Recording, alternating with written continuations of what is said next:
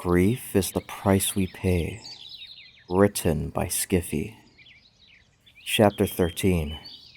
Acorns. To go job hunting meant the two would have to disguise themselves again, and in doing so, they both agreed it'd be smartest to adjust their disguises as much as possible, so to look different from the disguises they had used to leave the Crystal Empire with. For Thorax, adjusting the disguise was simple enough, as he merely took back on the same disguise of the dark gray stallion again, still tweaked to be a unicorn with the cutie mark of a pair of books, but further refined to be slightly taller, slightly leaner, and with slightly harder edges around his snout. Of these changes, Thorax admitted that he had selected them all at random, except for the unicorn's horn, as he was finding that disguising himself as a unicorn was more useful than an earth pony or Pegasus, because it enabled him to draw upon his magic at will without raising immediate suspicion. Spike, however, had to work a bit harder, adjusting his disguise. Of the elements he had worn before when leaving the Crystal Empire, he chose to keep only the fedora. He opted to lose the trench coat because in this warmer climate, he figured he would only get hot under it. He was also going to forego the sunglasses until Thorax took them with his magic, and was able to magically remove the tinting on the lenses, making them appear as regular spectacles. Wearing them made Spike feel more confident at pretending to be a totally different dragon, and Thorax commented that they made the dragon seem more intelligent, so Spike ended up keeping them as well. Then, to ensure that Spike looked the part of an average citizen, innocently looking for an earnest job, he had pulled out from his bag a thin white button-up shirt with a navy sweater vest to go over it. At the bottom of the bag, he also found a maroon bow tie, the butterfly wing-like ends of which were decorated with 3 small diamond-shaped gems. It brought back bittersweet memories of life before his banishment, as the bow tie had been a gift from Rarity, a mare Spike was growing increasingly certain he would not see again. But it was with that thought in mind that led him to choosing to wear the tie as well, completing the attire. Thus, upon ensuring they were straight on the aliases they had adopted for themselves, Thornton for Thorax, and Spark for Spike, they then headed out into the streets of Vancouver, looking for any jobs they could do to earn money. Because of their circumstances, Spike felt urged to not be particular about what sorts of jobs they pursued. Spike, of course, had the skills of bookkeeping, organization, note-taking, and transcribing, as well as some cooking and housekeeping, all of which were skills he had learned while growing up with Twilight. But he wasn't confident of how well they'd apply to the set of jobs he could hope to get.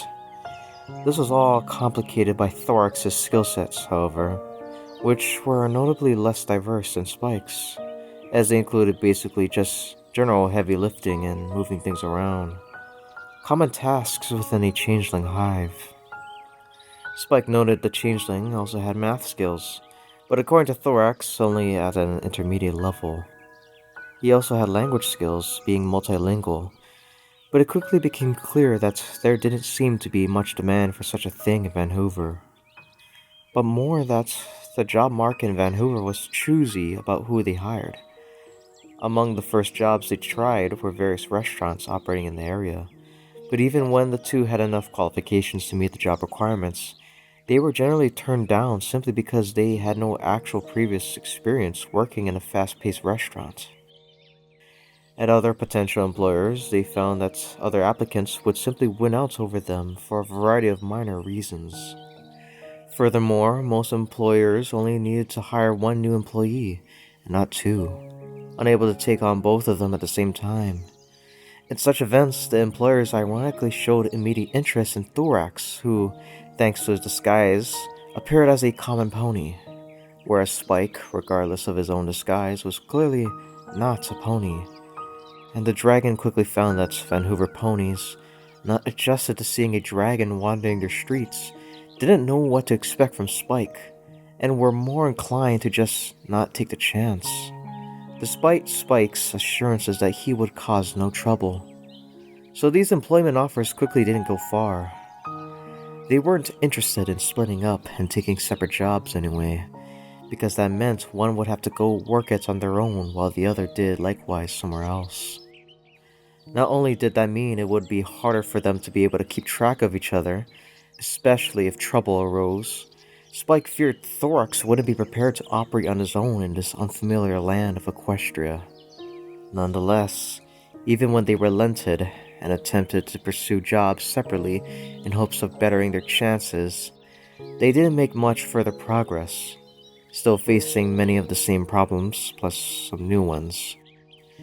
Thorax nearly got a job moving cargo at the Vancouver docks, but this crumbled upon learning that, due to the circumstances of the job, Thorax wouldn't be able to actually start until the following week, and likely wouldn't get his first paycheck until the end of the current moon. Too long for their needs, as they needed the funds sooner. Spike also found a possible job as a junior clerk of a small business, but it fell through when the employer made it clear that he needed Spike to commit to staying at the job for up to half a year to be hired. Spike knew that he shouldn't stay in Vancouver that long, with the ponies possibly coming after him soon. There was also the problem of some of the more reputable employers automatically disqualifying them upon learning that neither of them had resumes they could offer. This led to some internal confusion on Thorax's part, as the changeling had never heard of such a thing before now, and still seemed to struggle to understand why such a document was needed. These woes were then all topped by the fact that neither Spike or Thorax were familiar with Vancouver and its job market, and the only surefire way they had to find potential jobs was to search for businesses that happened to have signs saying they were hiring. And they found that these signs were sometimes not easy to spot. As with some businesses, they didn't even put up signs and instead advertised that they were hiring through other means that Thorax and Spike didn't have ready access to. And so, after spending the rest of the morning searching unsuccessfully, the two were getting frustrated and disheartened by the time noon rolled past. "I didn't think job hunting would be this hard," Thorax murmured to Spike as their wandering led them into a city park. "I didn't either," Spike confessed, who thought it would have been easy to find short-term work they could do to earn some quick bits. It was, back in Ponyville at least, which only served to make the dragon homesick for the village he couldn't return to. He stopped inside, surveying their surroundings. "I haven't seen any other potential places to check for a bit. Have you?" Thorax shook his disguised head sadly. Spike took in a deep breath. "Let's take a break, then," he suggested. "Find some place shady to sit and think about where we want to go from here. Maybe rethink how we are approaching this?" "Can we get a drink too?" Thorax inquired, panting slightly. Spike noticed that his tongue was hanging out of his mouth, perhaps a bit too far for a normal pony, and wondered suddenly if it might draw unwanted attention. "I'm parched." Spike looked around the park they were now roughly in the middle of. "I think I saw a drinking fountain around here somewhere," he said, turning around to look for it. "I don't see it now, though." "We'll split up to look for it," Thorax suggested, walking off in one direction. "This park's not that big. It shouldn't be too hard to find. Whoever finds it first can point the other to where it's at." He glanced back at Spike. "Maybe we'll find another job offer to explore along the way." Though he doubted that at this point, Spike nodded and headed off in the opposite direction, looking for the drinking fountain. After only a few minutes of searching, though, he found it located to one far side of the park. In comparison to the few other public outdoor drinking fountains Spike had seen in his time, most of them in Canterlot, it wasn't an especially fancy fountain. It was composed of a small central column with a series of spouts poking out from both sides that dribbled out clear water at a steady rate. The water then collected into one of the two small basins below the spouts.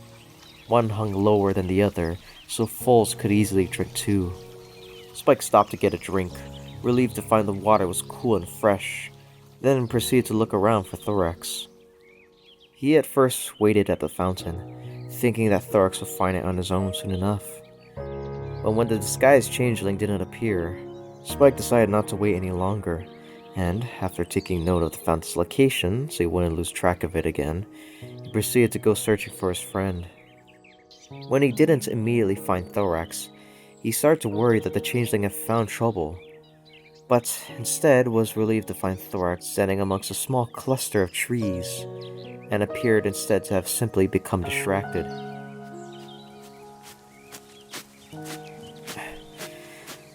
"There you are," Spike said as he strode up to the camouflaged changeling.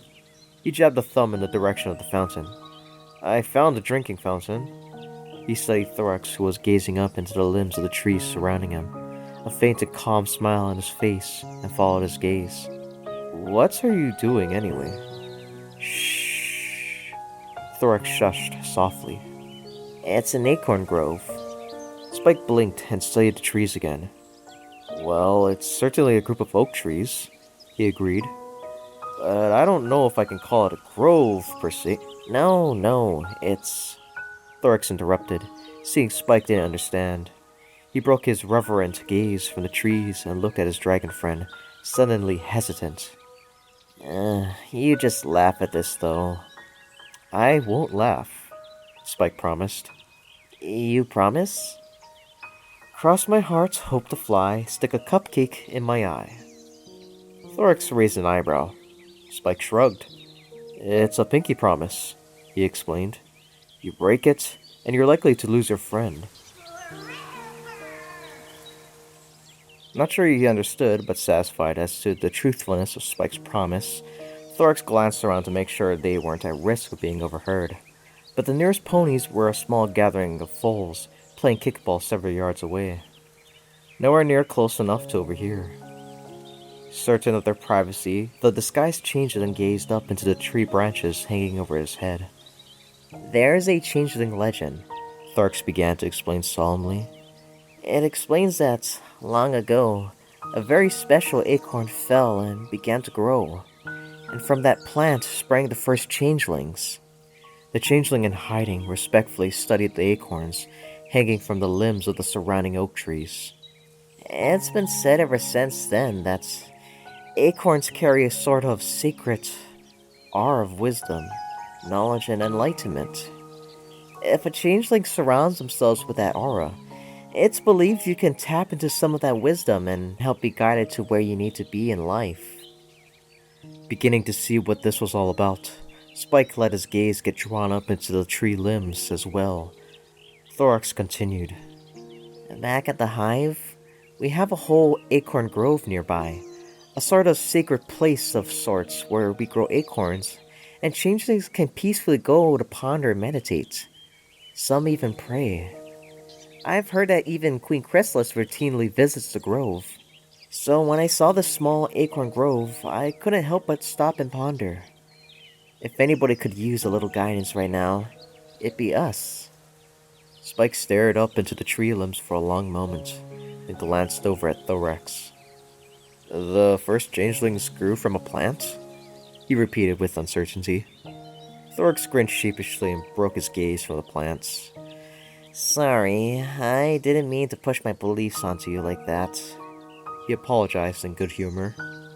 No, it's okay," Spike said, returning his gaze up at the trees as he tried to maintain an open mind.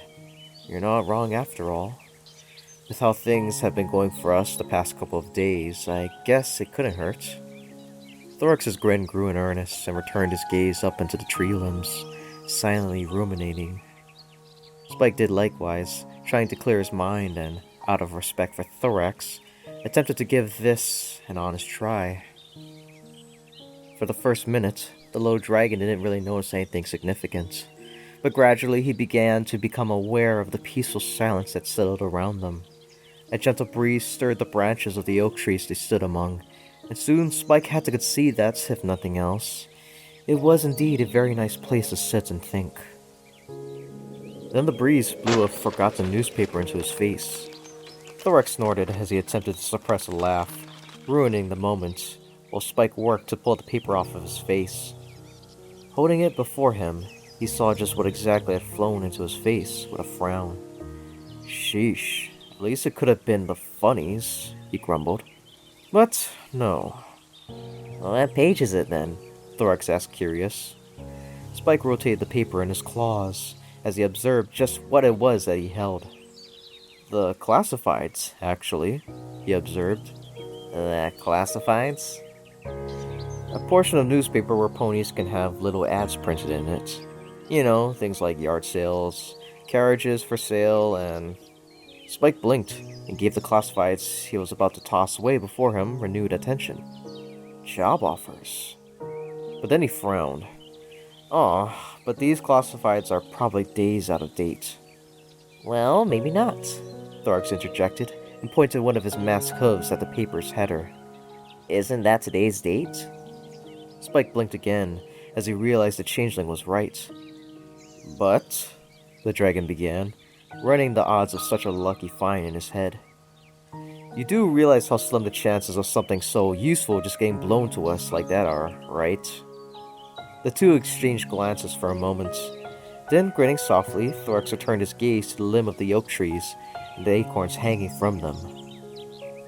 Gracias Balanasago, he murmured humbly aloud in his native tongue, before nudging Spike as he turned to leave, not questioning the event further. Come on, show me where that drinking fountain is real quick. Then we can head back to the warehouse to look through those classifieds over in closer detail. Spike watched the changeling walk off, for a moment at a loss for words, before gazing up at the acorn-laden tree limbs himself. Thank you? He murmured aloud, a little self-consciously. Then he caught himself. I mean, gracias Tibiago. He then scampered off to quickly catch up with Thorax, the oak limbs rustling in the breeze again as they departed.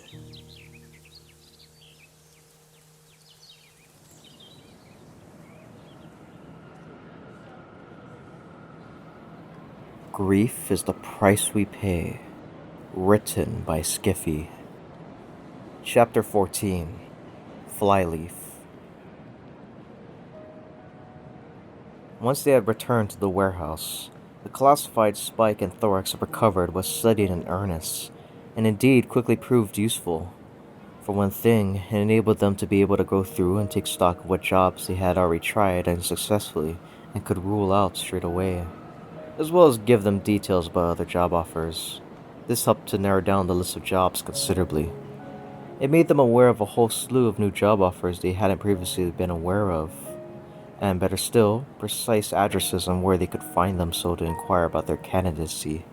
So after assessing their collected skills again and using them to determine which jobs would be best qualified, and thus had the best chances of getting, they circled and numbered them in order of which ones were most likely to be successful. That done, the disguised dragon and changeling set out yet again to try their luck once more at the job hunt. The first three proved to be busts, the employers of their respective establishments deciding they were no longer interested in hiring either Thorax or Spike for whatever reason. A fourth had already filled the position offered and by now had sent notification to have their ad in the classifieds be removed for tomorrow's paper. By then, because these locations were scattered about the city of Vancouver, it was well into late afternoon, and soon evening would begin to settle upon the city. We're probably gonna have to call it quits and head back for the warehouse to spend the night again soon, Thorax observed aloud as he eyed the sun, sinking low as it neared the horizon. We'll have to try the rest in the morning. Spike winced at this, looking at address numbers on buildings as they walked down the more moderate-sized back roads. The only problem with that is, as more time goes by, the less likely these job offers are still going to be valid. I know, Thorax said, having the same thought. The disguised changeling gazed vacantly down the city street. But maybe we'll get lucky at the next destination. Well, we're going to know for certain shortly, Spike announced, adjusting the false spectacles he wore as part of his disguise, as he abruptly stopped. Because I think this is the place. They stopped to stand before a humble and aging 3-story townhouse turned shop, the exterior lined with panels of stained wood. The displays of books clearly seen through the store's front bay window, positioned next to its front door, made it clear what sort of wares the store specialized in, but nonetheless, a warmly colored sign hanging over the door made it especially beyond doubt. Flyleaf's Books and Stationery, Thorax said aloud, reading the sign. He looked the building over once more. Well, it seems friendly enough. I betcha it's privately owned too, Spike added. So let's worry about that silly corporate nonsense we had to deal with at some of those other places we've tried today. Thorax pulled a face at that memory.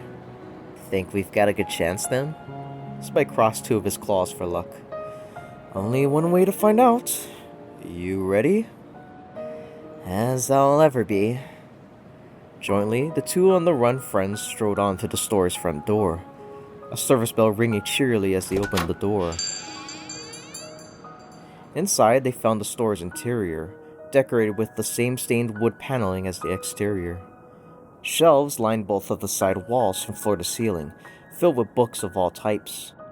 Stout bookcases were arranged in an organized pattern across the middle of the room, also filled with books, with more still stacked on top, in tasteful arrangements. But there was also a group of bookcases filled with stationery supplies, as promised on the store's sign outside. The familiar sights and smells of all this made Spike immediately long for Twilight's library in Ponyville. But he pressed that thought out of his head as he and Thorax approached the store's front desk and looked for the store's proprietor. The needed pony, however, did not seem to be present on the store's sales floor currently. The back wall of the store offered two exits out of the room, though. One was a staircase leading up to a higher floor. A sign hung next to it suggesting that there were more goods to be had upstairs. The other was blocked by a pair of batwing doors, with another sign hanging over that read, Employees Only. Spike determined that the missing proprietor had to be through one of them. Hello? He called out aloud, while Thorax continued to take in the store beside him, pulling off the saddlebags he had been carrying nearly all day and placing them by the front desk with his magic. Just a moment, a friendly voice called from another room. A second later, the batwing door swung open, and a pumpkin orange-colored middle-aged mare with a wavy mane the color of vermilion poked her head out. An open book with the pages fluttering about served as her cutie mark. Immediately spying Spike and Thorax, she put on a welcoming grin and approached them. Hello, she greeted. How can I help you? Spike held up their copy of the classifieds. Well, we saw the ad in the paper that you're hiring here and came to inquire about it, he explained, a response that had become well rehearsed by now. Oh, good, the Earth Pony said as she stepped up behind the front desk. The two then gathered and she offered one hoof to shake. I'm the store's owner, Flyleaf. I'm Spark, Spike introduced himself as he shook the proffered hoof, giving the mare the alias he and Thorax had devised for himself. He motioned to the disguised changeling standing beside him. And this is my friend and traveling companion, Thornton. How do you do, ma'am? Thorax asked, taking the mare's hoof to shake next. Oh, please, there's no need for any of that ma'am business, Flyleaf said, waving off Thorax's formality. You can just call me Fly. Still grinning, she then focused on the matter at hoof. So, you're both here about the assistant job then?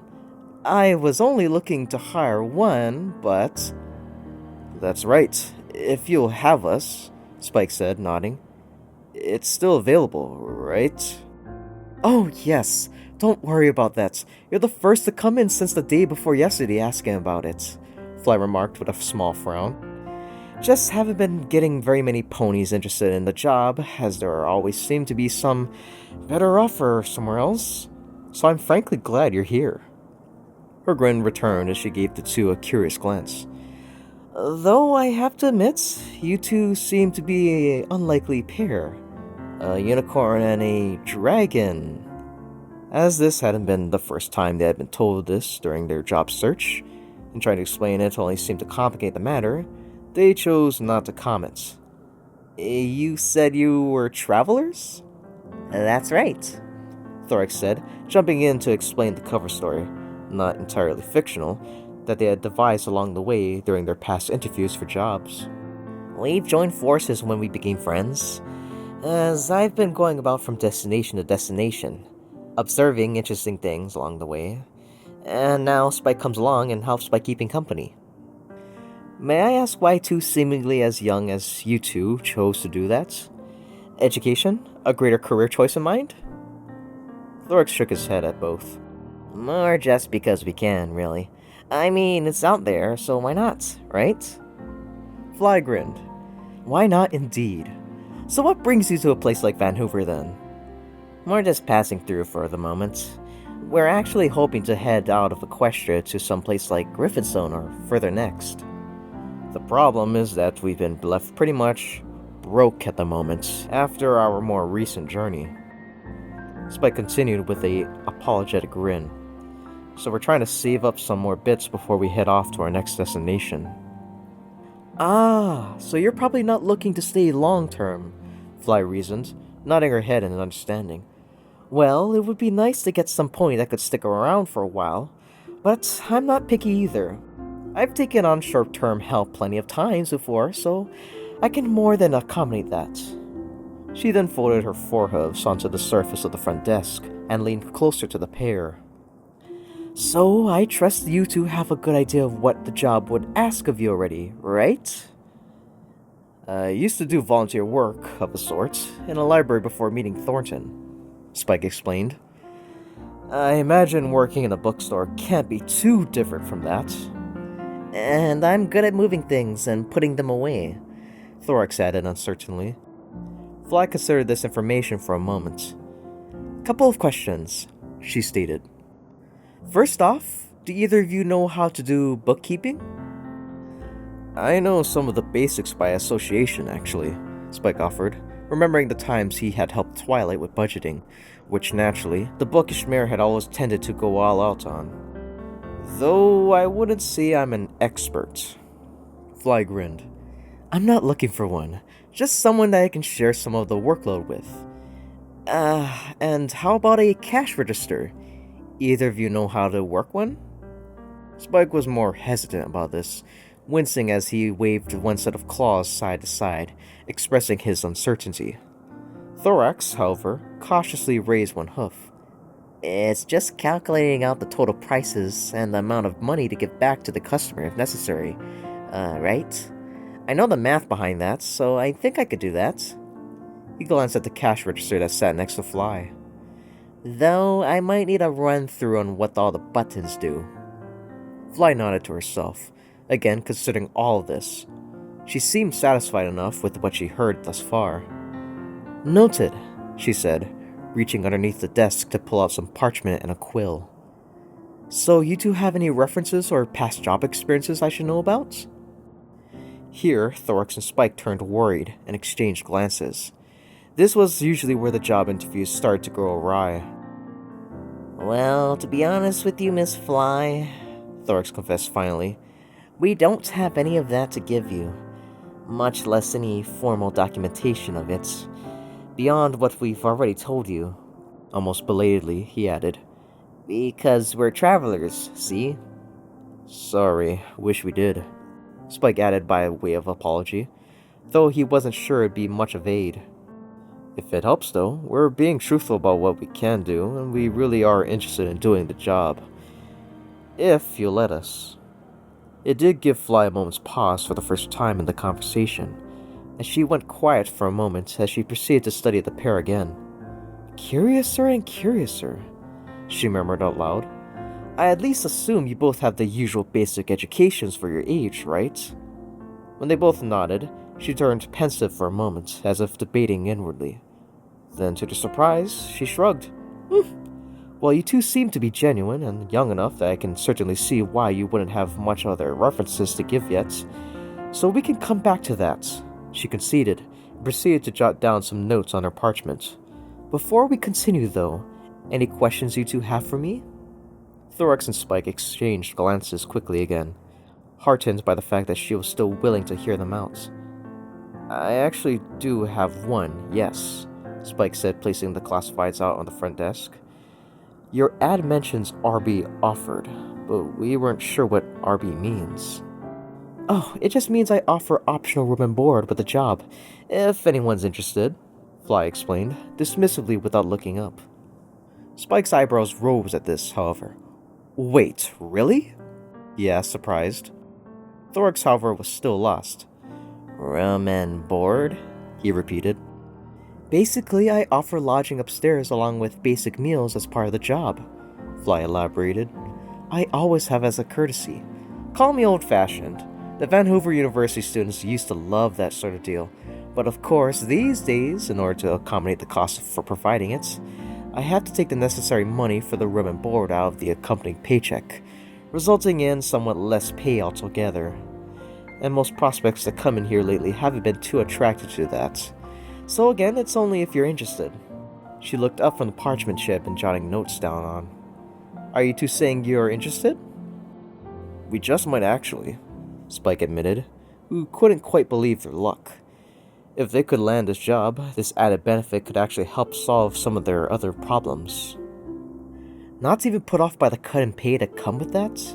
Fly asked next, looking a bit surprised herself. It apparently wasn't the sort of reaction she was used to. Thorax made an almost apologetic grin. We'd probably take any pay we can get at this point, he admitted. He rubbed two of his disguised hooves together sheepishly. It's been a bit of a long day of nothing but rejections. Fly's grin returned once more, and she nodded her head. I hear what you're saying, she said in sympathy.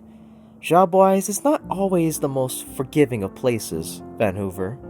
She stopped and studied the pair again, this time with a bit of sympathy in her gaze. You two are low on options, aren't you? Thorax and Spike exchanged glances. Is it really that obvious? Spike asked with a wince. We don't want to be a burden to you, if that's going to be a problem for you, Miss Fly, Thorax added. I mean, you're the one who would have the final say in all of this.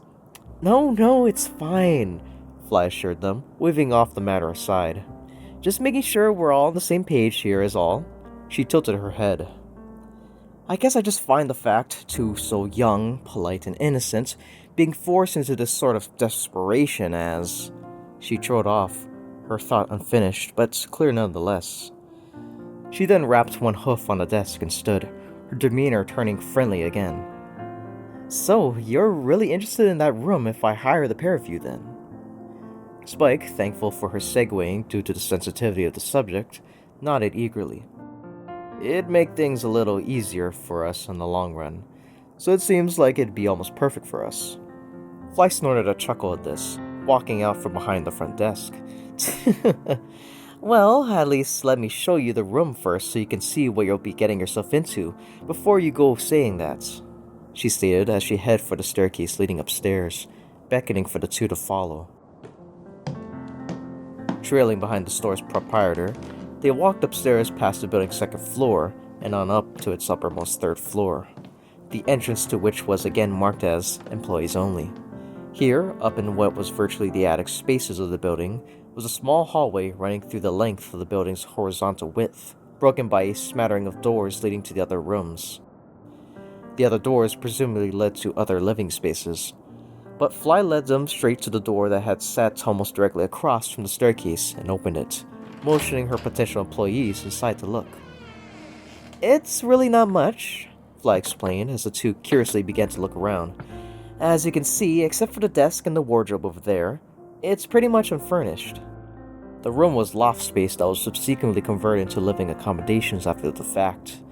The ceiling opened up straight into the rafters, and the far half slanted downwards part way, following the tilt of the building's slanted roof.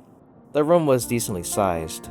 It had one dormer-style casement window on the far wall from the door that formed a small niche-like awning jutting out from the slanted wall surrounding it. A small window seat was placed directly underneath it, fitting neatly in the gap, with the seat padded with a worn but not yet frayed red cushion. The end wall to the right from the room's entrance was lined with bookcases built into the wall, making two vertical stacks of presently empty shelves. Where the wall met the corner was another bookcase, running perpendicular to the others. Immediately next to it was a small desk with a wooden stool serving as a seat.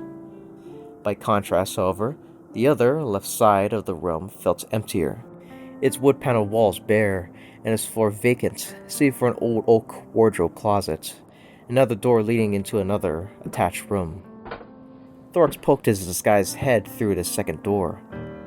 "It does have what appears to me as an attached bathroom, though," he noted aloud, looking back at Spike. Spike stepped over to peek as well and saw a medium-sized bathroom with just the basics: a sink, toilet, and set against the opposite wall, a clawfoot tub. "Well, that's pretty nice," he noted aloud. He turned and glanced back at the room overall again. "Actually, it's not a bad room altogether." "Sure beats the room I grew up in," Thorax mumbled under his breath, shooting Spike a knowing grin, the disguise changing, no doubt thinking about life in the hive. "I just figured I'd ought to at least show you two what the room was like before you went further with any commitments," Fly explained. "Because if the drop in pay to cover it doesn't deter ponies, then it's usually the unfurnished converted attic space that deters them away." "Well, it is a little empty, and it'll probably stay that way because it's not like we have any furniture to fill it with," Spike mumbled aloud. "Because we're travelers, see?" Thorax again reminded Fly, overcompensating in fear Spike's mumblings might arouse suspicion. But Fly didn't seem to have any misgivings about the pair at all. When the sound of the store's front doorbell ringing echoed up, she readily motioned for them to keep looking around. "Oh, sounds like I have a customer downstairs," she explained in her usual friendly manner as she turned to the exit. "So tell you what, while I go handle that, I'll leave you two up here to think it over a bit." She then departed. Once she was gone and well out of earshot, Spike looked to his friend. "So, what do you think?" he asked, motioning to the room. Thorax gave it another look over. "Well, I'll say this much. We seem to have gotten further on this job hunting thing here than anywhere else today," he remarked. He nodded his disguised gray head in the direction Flyleaf had departed in. "I've been sensing puzzlement directed at us from Miss Fly, but also a sense of optimism. She doesn't seem to have any significant misgivings with us yet that I can see." Spike grinned. "Does seem like we've got a chance at least," he agreed. He looked around the room once more. "And the job would come with room and board too. That covers both food for me and living space for the two of us, meaning we don't have to find those things separately somewhere else." His grin grew. "And it means we won't have to stay in that pesky abandoned warehouse in the meantime." "And the warehouse isn't all that bad," Thorax stated, turning and walking to one corner of the room as he continued to look around. "Well, it's got a good view, I'll give it that much," Spike said as he climbed into the window seat and peered out the window at the back alley below for a moment. He turned around again, sitting on the seat. "Still, we wouldn't have furniture like a bed or anything here," he noted aloud. He patted one set of claws on the cushioned window seat, finding it was decently soft. "I suppose one of us could use the window seat as a bed, but we aren't both going to fit on this." Spike pulled a face. "Trying that, even if there was the space, would be awkward anyway." "Agreed. So you could have the window seats, and I'll just sleep on the floor in the corner somewhere," Thorax settled immediately. "You sure?" "Absolutely. Just give me something like a blanket to put underneath me, and I'll be fine. It'll be a bit like the mossy nest I slept in back at the hive." "Well, the room's not ours just yet," Spike reminded anyway as he jumped up again. "Flyleaf hasn't given the final word that we're hired just yet. It wouldn't surprise me if there are still a few things she might want to try and clear up about us first before she does. So this all could still go south." Thorax tilted his camouflage head. "Why would we go south?" he asked, not understanding the phrase's intended meaning. Spike rolled his eyes. "Never mind," he said. "I guess all we need to settle on for now is whether or not we want to tell Flyleaf that we're still interested." "I think I am still," Thorax offered. "And so am I," Spike agreed. "So let's go tell her and see where that takes us next." When they went back downstairs, they found that Flyleaf had finished with the customer, who had already left, and was still straightening things up afterwards at the front desk. So she looked up as they approached. "So, I gotta ask, you really still think you want the room and the job?" she inquired aloud, but with a grin on her face, suggesting that it was more formality at this point. Yeah, we'd still like the job and the room and the board offer, if you're still willing to give them to us, Spike responded, as he and Thorax took up their original positions before the front desk. I thought so, Fly said with a satisfied nod. So I'll tell you two what. Because you two only have so many references and work history you can give me, and I just want to make sure you're both really up for the task, how about you both come in by 8 in the morning tomorrow when I open up, and I'll let you two work a shift, as a sort of trial run so we can all get a feel on how this will work for every pony. Spike and Thorax, who had been expecting more inquiries about their work experience, or past that they could only give so much about due to them being secretly banished, were surprised by the generous offer. And if that goes well? Thorax prompted. Then you're hired, Fly replied. She shrugged. I think it'd only be fair after all. It's not like I've got anybody else asking for the job at the moment anyway. And while I was only planning on one assistant, I won't say no to two. And besides, you two strike me as a good team. Spike, reflecting back on the things the two had been through together the past couple of days, couldn't help but grin ironically a little. Well, we've gotten this far, he admitted before, and after having first turned to get a quick confirmation from Thorax, nodding his head in agreement. It's a deal then, Miss Fly. We'll be back tomorrow morning at 8. I'll see you two then, Fly responded with a nod of her own. The two turned to leave, Thorax retrieving his saddlebags from where he left them next to the front desk. Bye, he said with a wave of his disguised hoof, as he and Spike slipped out from the store's front door again. Fly returned the wave and then proceeded to walk the two off and onto the street through the front window of their establishment. Ah, Fly, you big softy. She sighed aloud to herself with a grin before turning to head back to work.